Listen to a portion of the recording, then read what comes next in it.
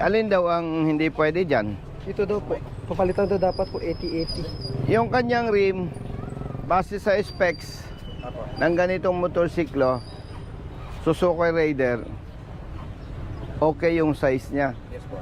Ang sinasabi ng humuli, dapat palitan yung goma.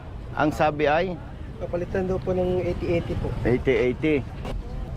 Anong violation? Pareho din, modified tire. Ang multa 5,000. Yes. Gulong mo. Pahingin 5,000.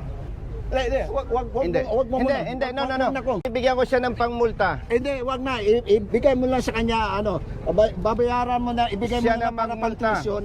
Ako nang bahala sa multa. Bigyan mo na lang siya na, pang tuition. O, waka mo.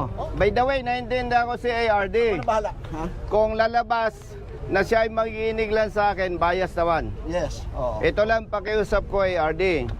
Once na walang may pakitang picture ang enforcer mo, showing na ang rim ay napalitan. Hindi ang rim, yung Hindi. May violation siya kung nagpalit ng rim, ARD. Tama. Kaya yun lang ang dapat may pakita ng enforcer mo.